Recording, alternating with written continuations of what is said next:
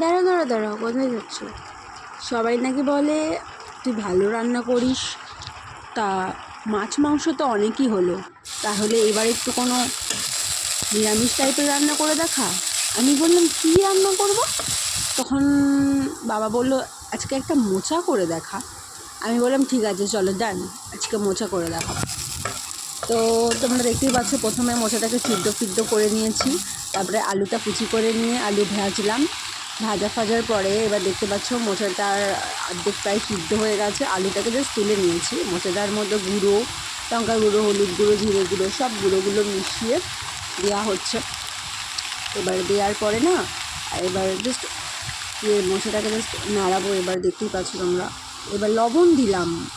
Mainly বিষয়টা তো ভুলেই গেছি, লবণ, চিনি, এগুলো দেখতে পাচ্ছ তোমরা সবাই, এগুলো দিচ্ছি।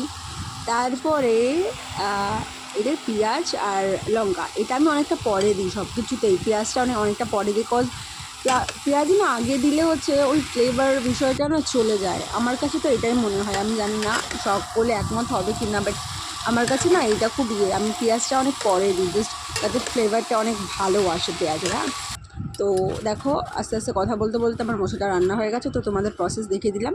Thank you for watching. বা